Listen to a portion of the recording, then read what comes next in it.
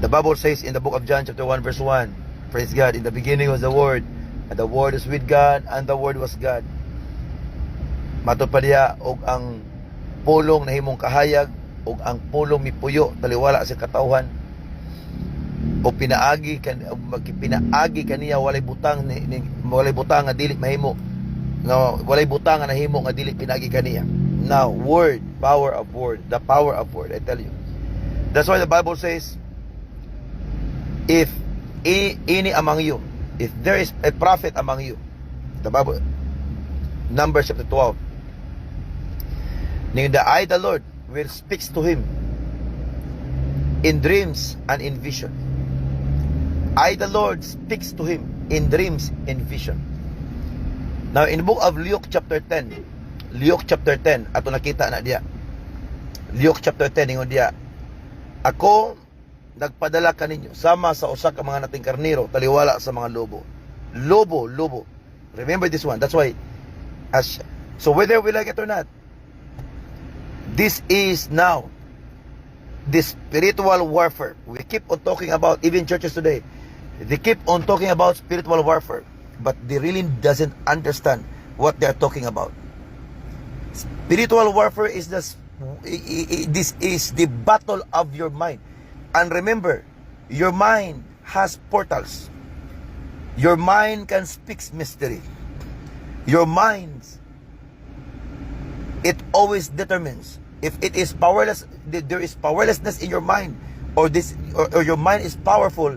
The moment that the voices that comes in is it depends upon what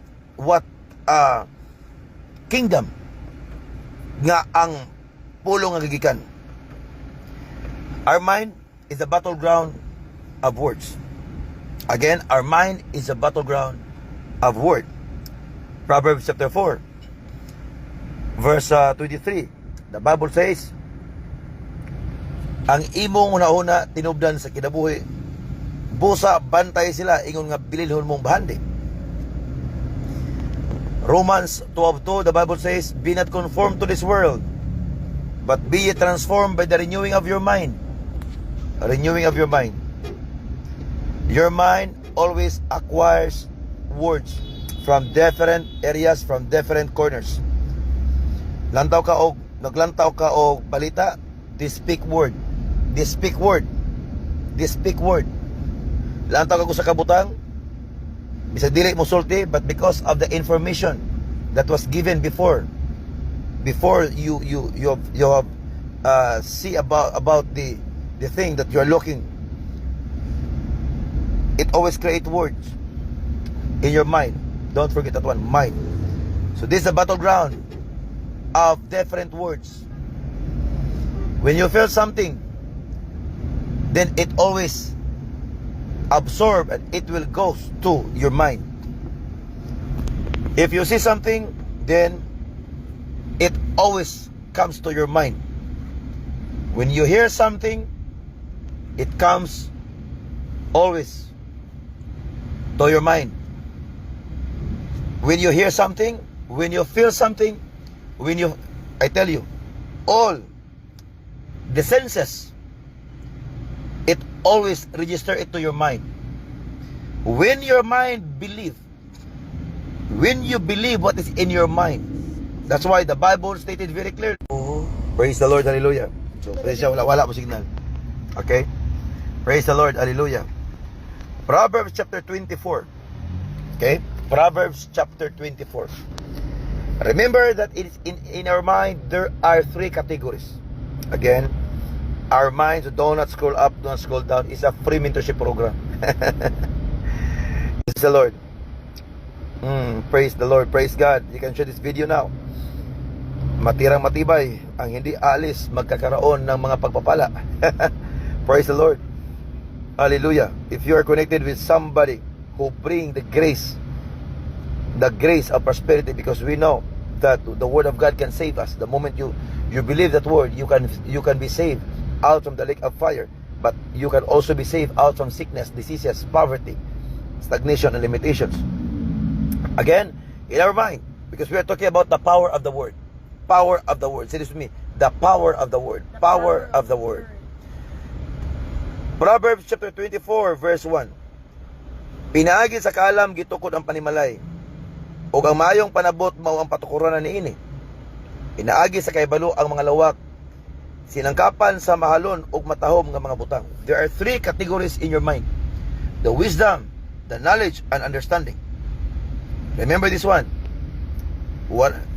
There's no wisdom, knowledge, understanding that you can find that in your heart. No, in your mind. Praise the Lord. Hallelujah. In your mind.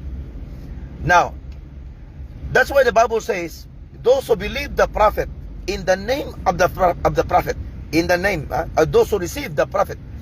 In book of Matthew chapter 10 verse 41. Matthew 10:41. Those who believe, those who receive the prophet in the name of the prophet shall receive a prophet's reward. And also those who receive the righteous person in the name of the righteous person shall also receive the reward of the righteous person.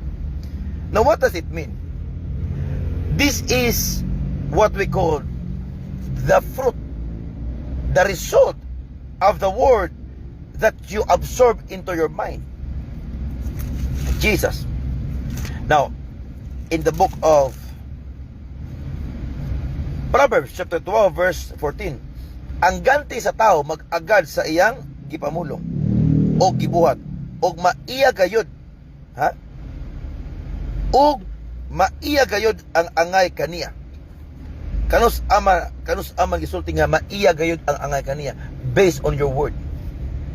Therefore, if you believe those words coming out from the words of evil men, if you believe those words coming out from those people who doesn't know Christ, who doesn't know the Holy Spirit. There are people today, they keep on talking about, oh, I know the Holy Spirit, oh, Holy Spirit, oh, Jesus. But I tell you, they do not know who is the Holy Spirit.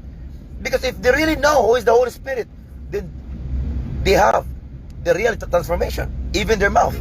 But why? Most of the people today, even Christian, their mouth full of rubbish things. Their mouth full of nonsense things, because we know that our mouth is the portal of the powerful word and the dangerous word. Oh Jesus, masumpre ina mandia dosia, rebasumpre ina mandia doska. Therefore, mo na pagyo sa Ginoo sa Luke chapter 10, kung bisan asa ka mo muadto sa panimalay, mo'y unahan ninyo pag-ingon, ang kalinaw maabot ni panimalaya. Ang kalinaw maabot ni ining panimalaya. Look at Luke chapter 10. It talks about the life, the real life. It talks about the responsibility and accountability, the mission to be fulfilled by disciples. O masumpriin naman ni Duska. Bengon si Jesus nga to sa mga disciples. Mao yung buhaton ni. Muad ka mo sa panimalay. Maoy unahan ninyo pag-ingon. Maoy unahan ninyo pag-ingon. Ang kalinaw manaan ni panimalay. There are lots of people today, they call themselves, okay, prophetic daw, prophetic. Apan inig-abot, bisag unsa ning gipangyamyam, nagyamyam og duwende, ay, nakita kong python. Be careful of these people. They are not of God who created the heavens and the earth. Oy, nakita python, oy, nakita multo, oy, naidili ko na to dire, oy, na espiritu, I sense in the realm of the spirit, I saw. So, be careful of these people. Again, be careful of these people. Don't you ever look at this. The moment you believe the prophet, what happened to your life? It gives you healing. It's not all about me. It is about the word I am spoken. The word I spoken, and you believe what I told you. So look at that. There is a manifestation that what I release is the word of truth. Why? Because it came to pass. And that word, it always abide in the law of heaven. In the book of Romans chapter 16, verse 26, the Bible says, by the law, by the scriptures of the prophets, by the scriptures of the prophets, and by the everlasting law, everlasting covenant, the word of God being manifest, scriptures of the prophets. The scriptures of the prophet is what we call the Rema, the spoken word. The Rema, the spoken word. Mazompe ina mandia. I tell you, ang kinabuhi maayo, ang kinabuhi maayo. Pinaka the best. Aganda kinabuhi na minamos ako agasulti po ko karon. Kinabuhi maayo. Nahimong daotan ang kinabuhi tungod sa mga taong daotan, dili lang tungod sa binuhatan. Daotan nga pulong nga nahimo nga nasangkap sa hunahuna sa tao. That is power of darkness. There are two kinds of power in the world. The power that will produce good health, miracles, peace, joy, and there's in other side the power of darkness that can give people untimely death, that can give people poverty. Poverty, no worries with poverty. It's normal, but it will become abnormal if you serve God and then something still happen the same. Why? It's because there is no manifestation of the word being spoken by that person that is really has the foundation of the word. Praise the Lord. Hallelujah. So meaning to say, we need to understand these things. Even me, I really taking good care of my word. Because the moment I release my word, it will register to your mind. It will register to your mind.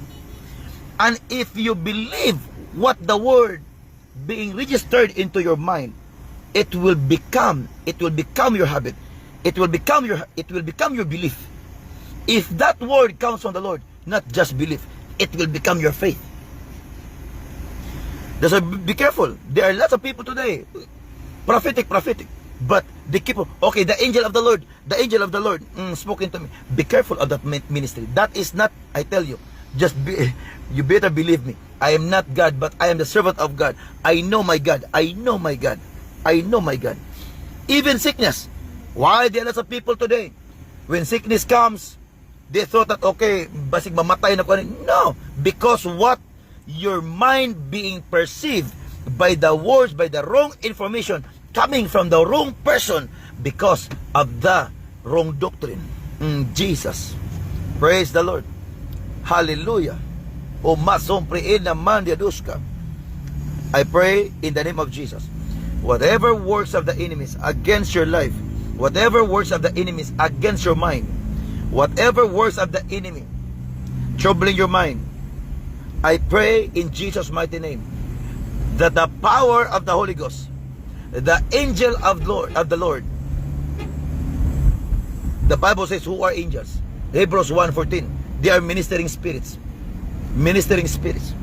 They are speaking into the human mind. They are speaking into human mind. But the angels cannot operate without the word.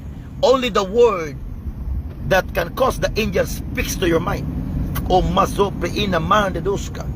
Oh Jesus, be careful of your mind. What words that your mind being perceived and you believe it? What kind of word is that? Is that the word from the prophet? If it is not the word from the prophet, be careful. Be careful. Amen. And not everybody who calls themselves prophet is a prophet. I tell you, be careful. There are lots of self-ordained prophet. Why? Even demons wala sila kabalo. Even evil wa kabalo kasi evil. Even serpent wala na kabalo kinsa what is the operation of serpent in the physical realm. They do not know what's that, because they are not a prophet. They don't know what's really going on because they are not a prophet. Yes, they can prophesy, but I tell you, a prophet is different story. Prophet has the authority, and a prophet can change the atmosphere, even prosperity, even poverty to prosperity, even pains to joy, even struggles, brokenness to restoration, and to lead them in the right direction, to lead them in right worship, in the right service, in worshiping God. Now today, in the name of Jesus, every words of the enemy against you, words can destroy somebody, but words can give you miracle if that words comes from the Lord. In Jesus' mighty name. That's why the Bible says, those who believe in him shall never put to shame. Who's that one? That's the word. If you believe any of his word, I tell you, you will never put to shame.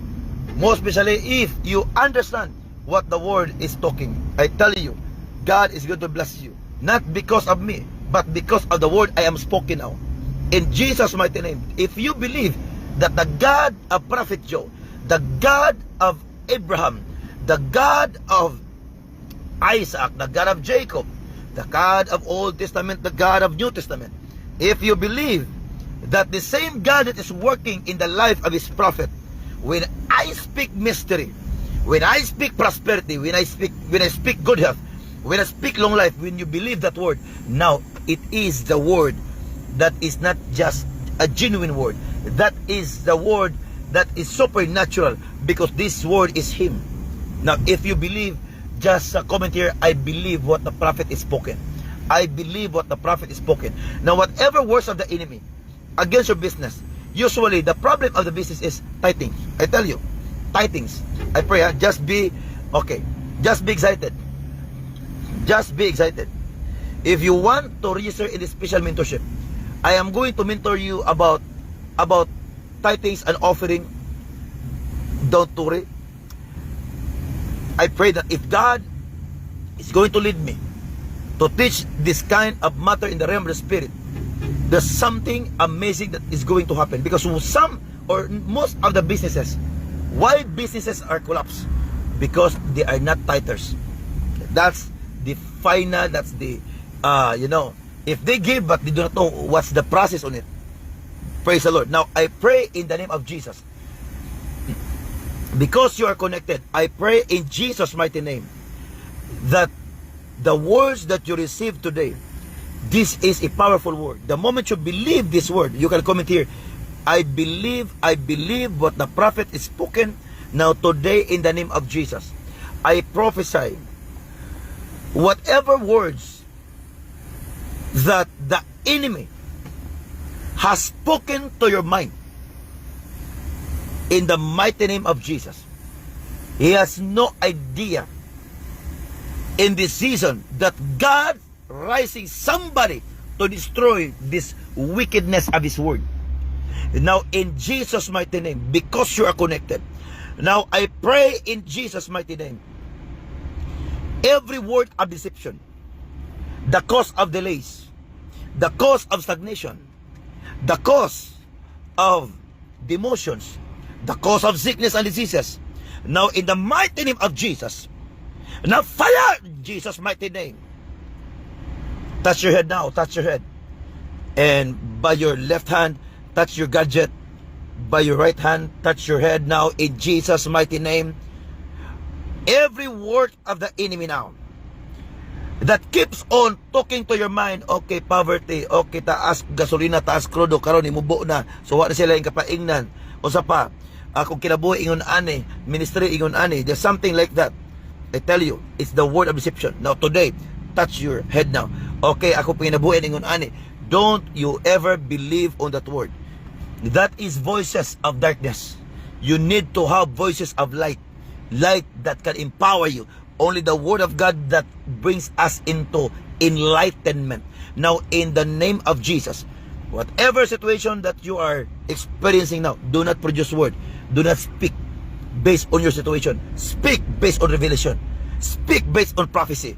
Whatever things that you encounter today, in Jesus' mighty name, I pray you will never be shaken. I pray you will never be shaken because of the wrong voices that explain of every particular things. Now today, in Jesus' mighty name, I rebuke them by the power of the Holy Ghost. Every words of darkness, every words of darkness now, fire in Jesus' mighty name. In Jesus' mighty name. Now receive breakthrough now. Receive breakthrough in your mind. It is easy for you to locate, to discern that your mind has received breakthrough because your mind can have peace. Your mind full of confidence. Your mind keeps on believing the things that God has enlightening us. Never be the things that can discourage the people. That's why there are lots of people being captivated by the spirit of depression, anxiety. It's because of the wrong information they've got from the wrong person. Today, in Jesus' mighty name, you are in the right correction. You are not just in the right person. You are connected with the servant of God. Today, in Jesus' mighty name, receive your portion now. Receive your portion. Receive. I prophesy, declare, and decree in Jesus' mighty name. Those who are businessmen and women here, I prophesy in Jesus' mighty name, you shall increase and never decrease. this word shall be the word in your mind. I tell you, believe it, because this is the prophet's word. And I release wealth over you. I release supernatural things be upon you. In Jesus' mighty name. I release now abundance over you. In Jesus' mighty name. Those who are working, I release promotion now. In Jesus' mighty name. By the authority of the word. Of the word. Of the word in the Bible. This is Jesus Christ himself. This is the Holy Spirit spoken to his people. And it always explains and interprets by his servant the prophet. In Jesus' mighty name, receive now. Receive, receive, receive. Seriously, I receive the powerful word. I receive the powerful word. I receive, the moment you type, I receive the powerful word. I tell you, something great is going to happen. Something great is going to happen. Something great is going to happen. In Jesus' mighty name. Whew, praise the Lord. Now be careful, family. Be careful. Any one of you, bisa pag mag-usa, mag-pray sa imo, be careful. Mga pasuti, oy, nakita ko kuha naman ko ikaw, witchcraft. Oy, na yung mga kuha, na yung mga dautan. Be careful. They are not of the Lord. I know who are those spirits behind them, but I never mention that spirit, because the moment I mention that spirit, I release word into reality. Be careful of those people. Be careful. Don't let them, Lord, don't let them ruin your life, ruin your business. Don't let them to ruin any areas of your life that God has entrusted upon you. From this day onward, I tell you, do not disconnect, because I know that you are in the right connection. Praise the Lord. Here, you have good health, you have long life, you have blessing. Praise God. And from this day and onward, keep on believing and believing and believing. As long as the word that you believe is from the word of the Lord, and it is already interpreted in the right way of interpretation, I tell you, it shall come to pass. But don't forget the prophecy today. There are lots of you today, before 5 p.m. Before 5 p.m. today, God is going to bless you with good news. In Jesus' mighty name. In Jesus' mighty name. If you want to be in my mentorship program, okay? Tonight, we have prophetic school. By Thursday, so we have enough time. By Thursday, we have our special mentorship program. By Thursday, we have our special mentorship program. And this mentorship focusing on the word that can produce progress. Again, on the word, because of the word we are saved out from the lake of fire. Because of the word of God, we are saved from hell to heaven. The same thing. That word that save us from hell to heaven, the same word that can save us from limitation to an extraordinary one. So if you are willing to join, you can comment here, I want to join. We have our registration, but don't worry, it's very minimal. Just contact Rev Roland Amit. So Rev Roland Amit now is now commenting here. So just comment here, just reach out him. Praise God, my personal assistant, Reverend Roland Amit. Praise the Lord. Hallelujah. So before we proceed, Gilma Vailoses, praise the Lord. Minister Jonel,